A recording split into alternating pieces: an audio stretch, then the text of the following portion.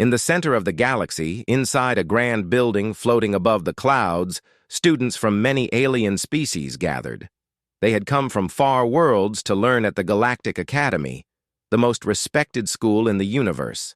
Tall reptilians, glowing energy beings, and insect-like creatures all sat in the wide hall, listening carefully. Their teacher, a long-necked being named Instructor Talvek, stood before them. He waved his 6 arms for silence. "Today's lesson," he said in a deep voice, "is about the most dangerous species in known space." The room became quiet. Talvek tapped a button. A large screen behind him lit up. A single word appeared: humans. Gasps filled the room. A student named Xerix, small and curious, blinked his compound eyes. He had heard of humans before. Whispers. Rumors, but nothing solid. "Instructor," he asked, raising a thin arm, "I thought humans were only legend." Talvek turned to him slowly. "Humans are not legend," he said. "They are real, and they are the reason for Law 7, no contact with Earth." Another student, a large squid-like creature named Golak, laughed. "Why fear a primitive species from a green planet?" Talvek looked around the class. "Because they are not primitive. They are masters of war." The screen showed old footage, explosions, giant metal ships covered in fire, small human ships, flying in strange patterns, confusing their enemies, alien fleets breaking apart under human tactics. Many students looked away. "This is why no one talks to humans," Talvek continued. "Even the Galactic Council fears them. We do not attack them, we do not visit them, we do not provoke them." "Have they attacked anyone recently?" asked Xerix. "No. They remain on their planet, silent, watching. But the last time someone provoked them..." Talvek stopped. 3-star systems burned. The records are locked. The students left the class with fear in their hearts, but not Xerix. His mind was burning with questions. That night, Xerix sat in the dorm room he shared with Golak. While Golak snored loudly, Xerix used his personal device to search hidden networks. Most data about humans was locked, but he found fragments. Pictures of strange cities, videos of loud music and dancing, children playing, then war. He found a clip titled, "Human Response, Operation Iron Teeth." In the clip, a fleet of alien ships surrounded a human station. A human voice said calmly, "You have 60 seconds to leave." The enemy ships did not move. 55 seconds later, they were gone. No weapons were shown. Just silence. Xerix shivered. 2 weeks later, the Academy sent several students on a training mission. Xerix was one of them. They were to fly a basic cruiser to scan asteroid belts and return. Easy. Safe. Xerix and the other 5 students, including Golak, took their assigned ship and launched. The stars glowed bright outside. Everything was calm, until the storm hit. Gravity storm, a rare, spinning twist in space, pulled them off course. Their ship tumbled through it. Warnings blared. Control systems failed. Xerix screamed as the ship spun. Then, silence. They floated above a blue and green planet. The computer blinked. Coordinates, Sol system, planet, Earth, panic. "This can't be happening," Golak shouted. "We need to leave! Now!" another student cried. Xerix stared at the screen. "We're here!" They tried to power the engines. Nothing. Shields were down. Communications broken. They were crashing. The ship fell through the sky, fire trailing behind it. Alarms screamed, metal groaned, and then crash! The ship slammed into a green field outside a human city. The hull was badly damaged. No one was hurt, but they were trapped. They looked outside. Humans were there, at least 20, all wearing dark armor. Helmets covered their faces. They held no weapons. Just stood silently, watching. One of them stepped forward. He removed his helmet.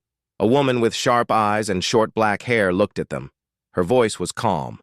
"Why are you here?" Zarek stepped out slowly, hands raised. "It was an accident. We were pulled here by a storm." The woman nodded. "Lucky you. If it had been a warship that found you, this would be different." "I'm Zarex," he said. "Captain Juno Reyes," she replied. "Welcome to Earth. You're not supposed to be here. No," he said. Behind her, human soldiers moved silently, setting up machines, checking the ship. Not hostile, just ready. Zarex noticed something strange. The humans were calm, not angry, not scared, just watching. Like they had seen this before, he asked. "Will you harm us?" Juno looked at him. "No, you are not a threat." Hours passed. Juno invited them into a building near the field.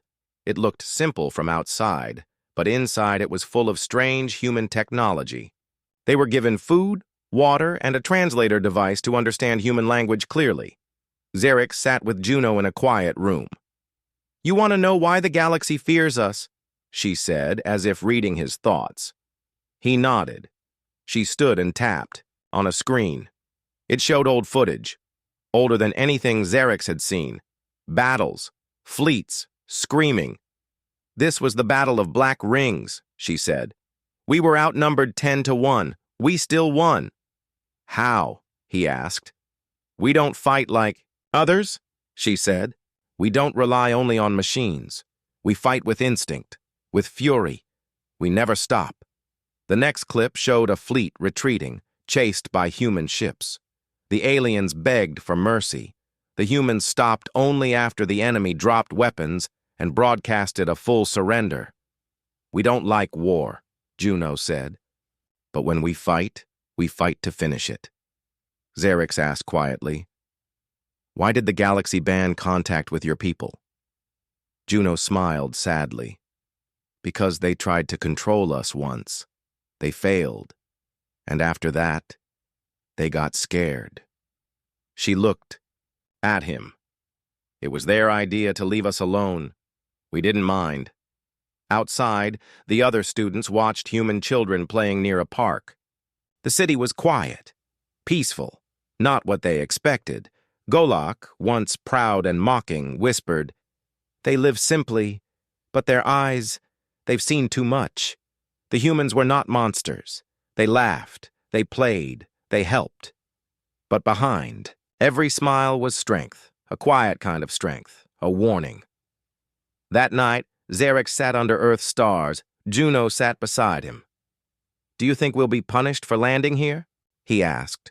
She shrugged. "Maybe. Maybe not. But your people should know one thing." "What?" She looked up. "We want peace. But we were built for war." Zarex nodded slowly. He finally understood. Humans were not dangerous because they wanted to fight. The sun rose over Earth's blue sky, casting a golden light on the alien ship that had crash-landed in the field. Birds chirped. The air smelled fresh and calm. But for the 6 alien students, everything felt heavy. They were deep in forbidden space. They had broken the greatest law of the galaxy.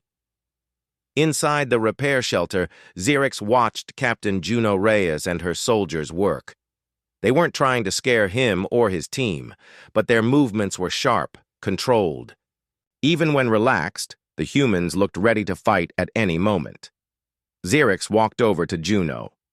"Our ship," he said carefully. "Can it fly again?" Juno nodded. "Our engineers are working on it. You'll leave soon. But while you're here, I want to show you something." Zarex blinked. "Why?" "You came here by accident," Juno said. "But most people don't get a chance to learn about Earth. Maybe it's time someone told the truth." She took him and the others on a ride through the city in a dark, armored vehicle. The humans called it a transport bear. Inside, the walls were covered with screens and old symbols. Juno didn't speak much.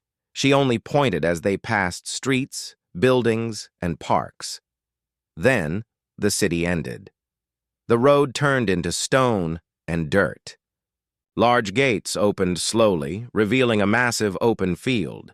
Strange, tall statues stood in perfect rows. Some looked like humans holding weapons. Others had no faces at all. "This is the Hall of Warriors," Juno explained. "Every statue marks a soldier who died in the old wars." The aliens walked quietly between the rows. Each statue had a name, a date, and a single phrase at the bottom.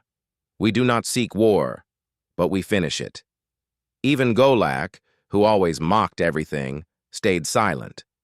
Juno stopped beside one statue. It showed a woman holding a damaged flag. This was Commander Lena Hart. She destroyed her own ship with herself inside it to stop an enemy fleet. "Was she forced?" one student asked. "No," Juno said. "She chose it. That's what humans do when war comes to them. We fight to the last breath." Next, they went to a dark underground room filled with screens, buttons, and maps. Dozens of humans sat at stations, quietly watching. The place felt like it was sleeping, yet ready to wake in a second. "This is one of our old war bunkers," Juno said. "We keep it active, just in case."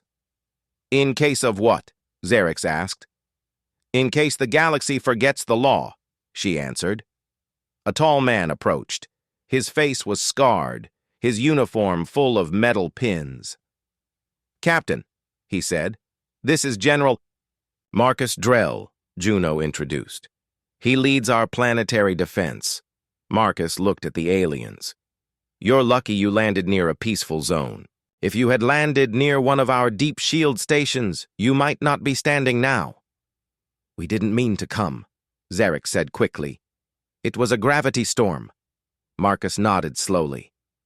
"Even by accident, this visit is dangerous for you."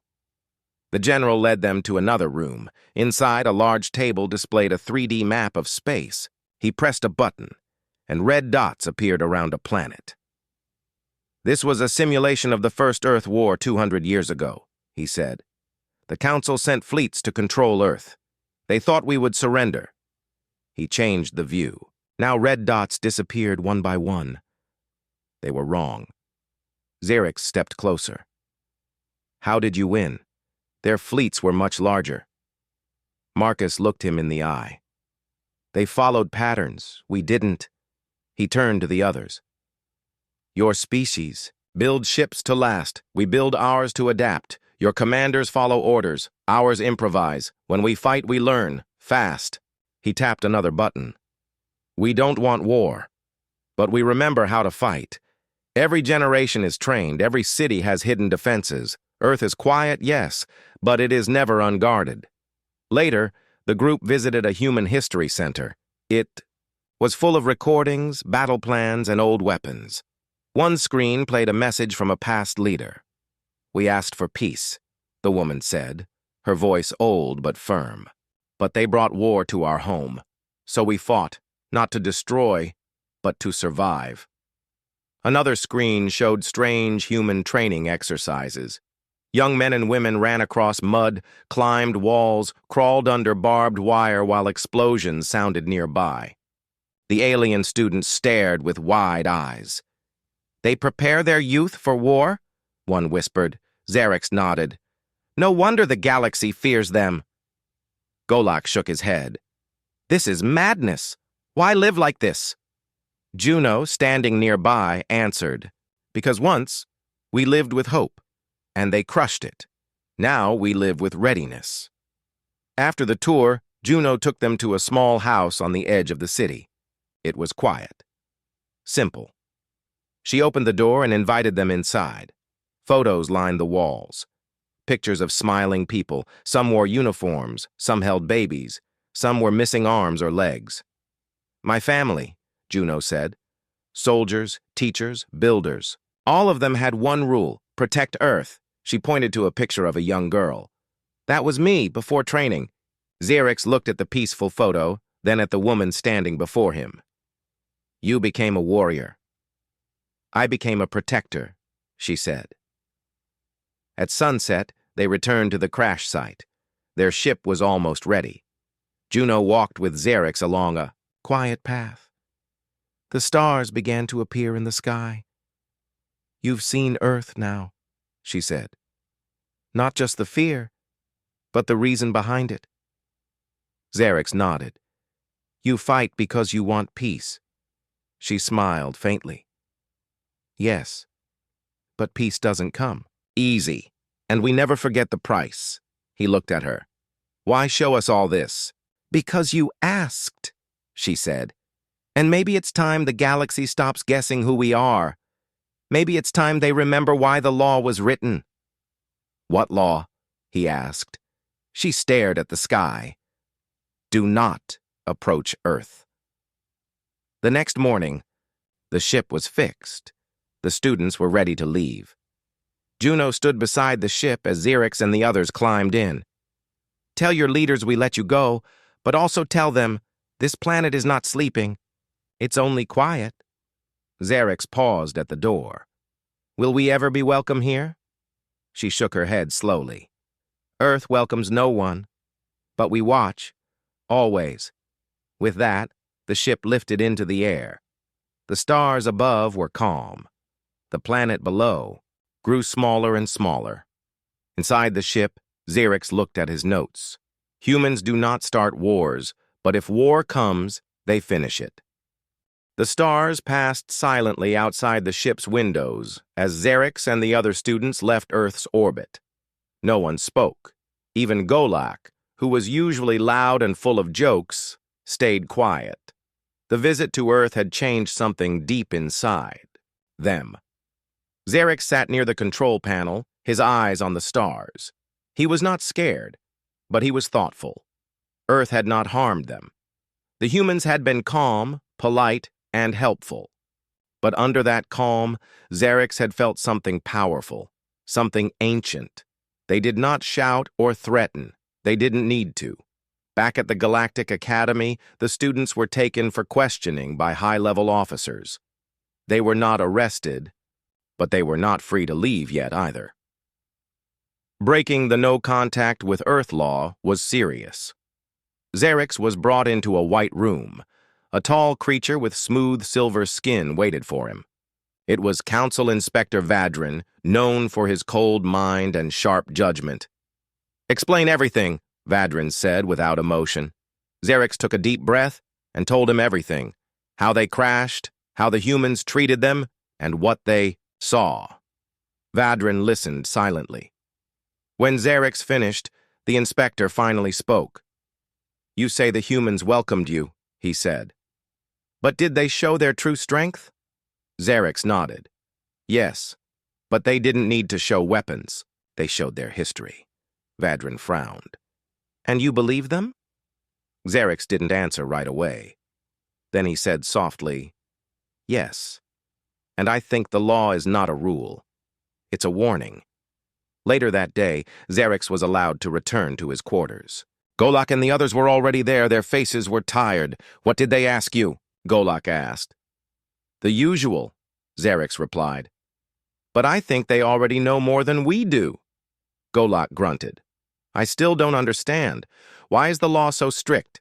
We saw war records, yes, but the council must have reasons for hiding more." Xerix looked out the window. "Maybe the council doesn't want others to know the full story. Maybe they're afraid." The next week, news spread that a secret council meeting was happening in the Red Nebula sector. High leaders from many species would gather. The topic, Earth. At the same time, strange things were happening. A council scout ship disappeared near human territory. No distress signal, no wreckage, just gone. Another ship, from the Tralax Empire, entered the border of Sol system to scan Earth's defenses. It returned with half its systems fried. The captain could not speak.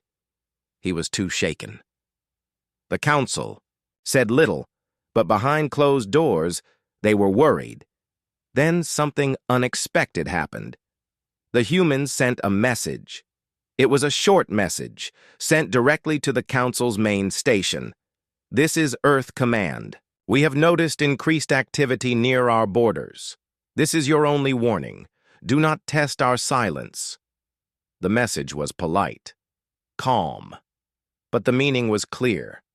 The council grew nervous. Some leaders wanted to attack Earth, saying no one should speak to the council that way. Others argued that Earth had done nothing wrong. They had only defended their space, but most agreed on one thing. The humans had not forgotten the past. In a private meeting room, Inspector Vadran met with Admiral Raylan, one of the oldest and most respected military minds in the galaxy. They've sent a message, Vadran said. Raylan nodded. Then we must remember the truth. Vadran frowned. What truth? Raylan walked to a locked cabinet and opened it. Inside were dusty files, real paper, not digital. He placed one on the table and opened it. It was marked, Top Secret, the Yataoji Blood Sky War. This war happened 200 years ago, Raylan said. Back when the Council still thought they could control Earth. He showed pictures. Planets burned, fleets shattered. A moon cracked in half. They called it the Blood Sky War because even space seemed red during those battles. Vadran looked closely. The records say Earth used 6 warships? Raylan nodded. 6 ships, against 2 full fleets, but those 6 ships weren't normal.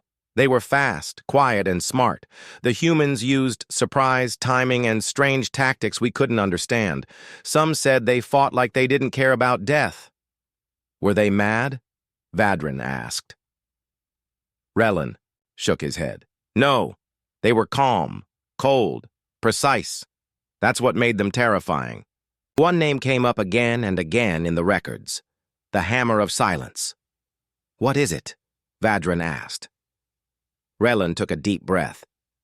No one knows. One day, an entire council fleet was moving toward Earth. The next moment, every ship lost power. No weapons fired. No trace left. The fleet just vanished. Do you think Earth still has this weapon? I believe they have better ones now. Vadran leaned back in his chair. So that's why the law exists. Raylan nodded. Yes, it was not made to protect Earth. It was made to protect us. Back at the academy, Xerix found an old professor named Soren who had studied human history before the ban. Why do you want to know more? Soren asked.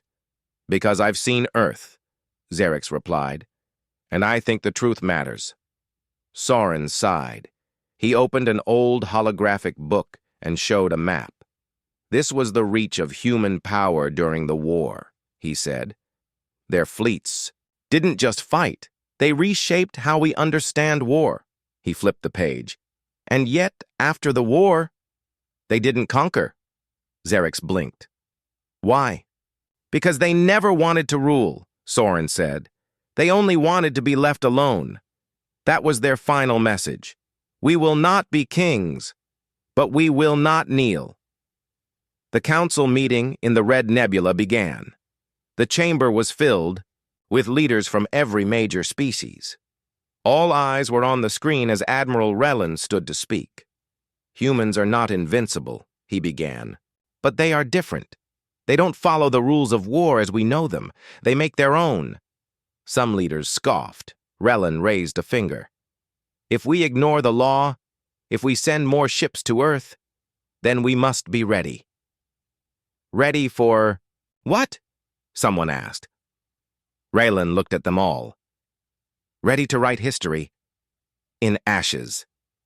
That night, Xerix wrote in his private journal, I have seen Earth. I have spoken with its warriors. They do not brag. They do not threaten. But the galaxy fears them for a reason. The law was not just made. It was earned. It was written in blood and sealed in silence. He stared out the window at the stars. He now understood what most of the galaxy refused to admit. Earth did not need to shout. Their silence was enough. The Galactic Council had made its decision. Despite all warnings, despite all the silence, despite everything recorded in the past, they were going to test Earth again. Not with full war, no, They were not that foolish. Just a small patrol fleet, they claimed. Just a few fast ships to scan Earth's defenses from a safe distance. For research, the Council said, to understand their strength. But deep down, everyone knew the truth. They wanted to see if Earth still had teeth. In the halls of the Galactic Academy, news of the patrol fleet spread fast. Students whispered in fear. Teachers avoided questions. The name Earth floated through the air like a storm cloud. Xerix sat with Golak and the others in the Academy garden. "They're really doing it," Golak muttered. "They're sending ships." Xerix looked up at the stars. "They forgot. Everything. All that Juno showed us, all that General Reelan warned about. They're pretending it was just stories." "Do you think Earth will attack them?" one of the students asked. Xerix shook his head slowly. "Earth doesn't attack first," Golak added in a low voice. "But if they feel threatened." Everyone was quiet after that. 3 days later, the patrol fleet entered human space. 5 sleek ships, equipped with the best tech from the Council. Their mission was simple: approach Earth's outer edge, scan, and return. They didn't even get close. The first sign of trouble was silence. Their communication links broke. All sensors stopped working. Their engines slowed, and then they saw it. A single human ship, dark, silent, and huge, rose from the shadow of the moon. It didn't match any known model. It had no name, no flag, just a shape that looked like a floating blade in the void. The lead council captain sent a message. "We come in peace." There was no reply. He tried again. "We are not here to fight." Still, no reply. Then one of the human ship's panels opened. No weapon was fired. No sound came. But a bright light scanned the entire fleet in seconds. Every system on the patrol ship shut down. Lights blinked off. Weapons went cold. Engines went dead. The human ship moved forward. Just a little. And then it spoke. A calm female voice echoed through the dead ships. "Leave." Nothing more, just one word. The ships turned, or rather they were turned, by some invisible force. They drifted back toward Council space like broken toys. Inside the Galactic Council chamber, chaos broke out. "They attacked us!" shouted one leader. "No! They let us go!" argued another. "They shut down our ships without weapons! That's impossible!" They gave a warning, just like last time. "We must respond!" "Do you want another blood sky war?" Room filled with shouting. Admiral Relan stood slowly. "Enough," he said, his voice strong. Everyone grew silent. "I warned you," he said, "and now the humans have warned you again. But this time they didn't destroy. They showed mercy." "Mercy?" One counselor laughed. "They humiliated us." Relan looked at him coldly. "Better humiliated than destroyed." That night, Xerix received a message. It came from a secret channel. He opened it carefully. It was a video message from Captain Juno Reyes. She sat in her uniform behind a plain desk. "Xerix," she said, "we know your council sent ships. We chose not to destroy them. We won't always choose mercy. Tell them that." She paused. "We want peace, but if war comes again, we will not hold back." The message ended. Xerix stared at the screen. He felt the weight of her words. This was the last warning. The next morning, a quiet message was passed through the academy. Not an announcement, just a whisper among instructors and students. The message said, "Earth has sealed its space. No one may enter, not even to talk." Xerix knew what that meant. The humans had seen the Council's game. They had responded with silence, not violence, but everyone could feel it. Earth was awake now, watching. At the Council's main station, emergency meetings were held day and night. They studied everything from Earth's silence to the energy signature of the mysterious ship near the moon. "What was that ship?" one scientist asked. "No human ship looks like that." "It wasn't a warship," said another. "It was something new." It didn't fire, a general added, but it shut down 5 of our best ships. A quiet voice spoke from the corner. It was Director Malcor, an ancient leader who had lived through the First War. You still don't understand humans, he said. They don't build for beauty. They don't build for pride. They build to survive, to end threats quickly. He stood slowly. You sent a test, and they passed. Again, some council members wanted revenge. Others wanted peace. The debate tore the council apart. But while they argued, the people of the galaxy watched. Videos of the disabled patrol fleet leaked across hundreds of worlds. Alien citizens saw what Earth could do without firing a shot. Fear grew. Some smaller civilizations sent private messages to Earth, promising never to come close. Others began training their soldiers differently, copying human tactics. Some even left the Council entirely, afraid that staying would mean being caught in a future war with Earth. The galaxy was shifting. Xerix sat at his desk, writing. He wrote not for the Academy, not for the Council, but for the future. To whoever reads this, Earth is not our enemy. But if you invade them, you invite your end. They are patient, not weak. They are quiet, not blind. They do not seek war, but if it comes to them, they will teach the galaxy what war really means. He stopped. Outside his window he could see the stars. Somewhere, far away, Earth was out there, silent once more. But now, everyone knew. You invade Earth. You invite doom. The galaxy was no longer the same. Ever since the patrol fleet was turned away by a single silent human ship, fear had spread like fire across star systems. Entire governments were holding secret meetings. Military leaders were updating old war plans, not to attack, but to survive, in case Earth ever rose in war again. But Earth stayed quiet. No more warnings. No more messages. Just silence. And yet, everyone knew they were watching. Back at the Galactic Academy, Xerix sat alone in the archives room. Stacks of files lay open on the table in front of him. The room was cold and dim. Around him, holograms showed old battle records and forgotten council reports, some of them now unsealed after the Earth incident. He wasn't a soldier. He wasn't a leader. But he had seen Earth with his own eyes, and deep in his heart, he felt the galaxy was standing at the edge of something very big. Golak entered the room quietly. He looked tired. They're calling it the Moon's Warning, he said, sitting beside Xerix. The Council Patrol event? Xerix asked. Golak nodded. It's become legend already. 1 ship, no weapons, and 5 of the most advanced. Council cruisers shut down without a sound. Xerix stared at the glowing screen in front of him. It showed a report titled, Final Assessment, Human Engagement Capabilities. I think we were lucky, Xerix said softly. The humans didn't want to make an example of us. Golak scratched his chin.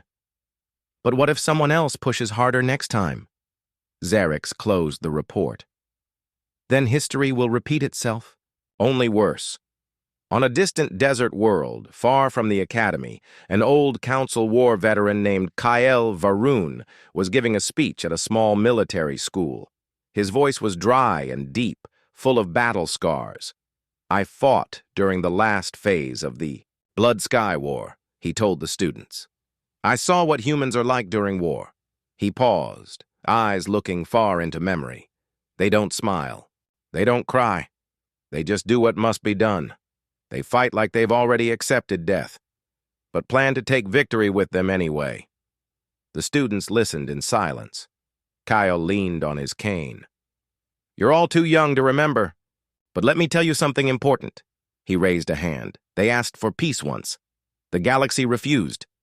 So now they wait. Back at the council headquarters, Director Malcor met with high-ranking officials from 10 different civilizations. "This is not the time to make Earth an enemy," Malcor said calmly. "This is the time to respect the law."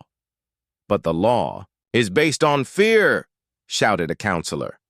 "No," Malcor replied. "The law is based on truth, and we must live with it." He turned on a large hologram. It showed dozens of human warships from past wars, some large, some small, but all of them deadly in design. "What makes them powerful isn't their technology," Malcor said. "It's their mindset. They do not enjoy war, but they prepare for it better than anyone." The room stayed silent after that. No one argued again. Across the galaxy, smaller civilizations started changing their school books. For centuries, students had been told that humans were wild, unstable, and dangerous creatures who needed to be avoided. Now, the message was different. New history lessons began with these words: "Humans are not to be feared because they are cruel.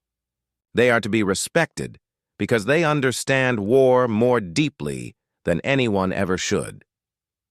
Younglings in schools read about the Blood Sky War, the Red Law, and the Moon's warning. And in quiet whispers, they repeated a phrase passed down from survivor to survivor: "Do not approach Earth." At the academy, Instructor Talvek stood before his class. He had once taught that humans were dangerous and unpredictable. Now his voice held a different tone. "We once feared humans," he said, "because we thought they were monsters. But we were wrong." He looked over the students. "They are people, strong, silent, not monsters, but survivors, fighters who chose peace. And we would be fools to make them fight again." Xerix listened from the back of the room. He felt proud that someone finally understood what he had seen on Earth.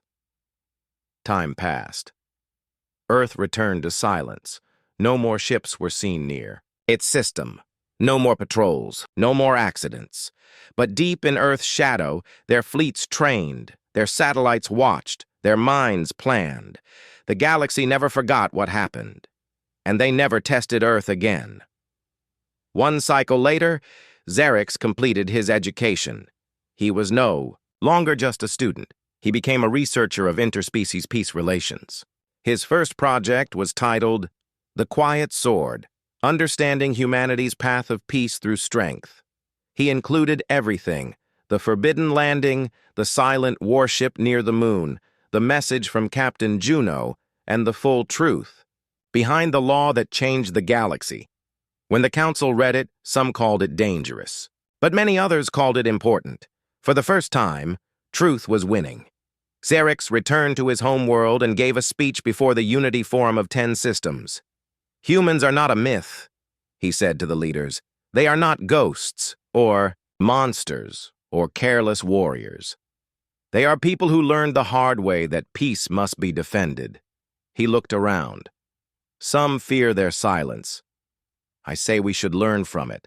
He finished with a line now written across monuments all over the galaxy. "Silence is not weakness. It is the sound of a sword waiting to be drawn." Some years later, a small alien boy on a distant colony asked his teacher, "Why don't we visit Earth?" The teacher smiled softly. "Because we respect them." "But what if we did?" The teacher paused, then said, "Then we would learn what silence becomes when it's broken." And so the galaxy remembered. Not through war, not through fire, but through silence. A silence sharper than any blade, because humans never asked to rule the stars. They only warned, "If you bring war to our door, we will end it."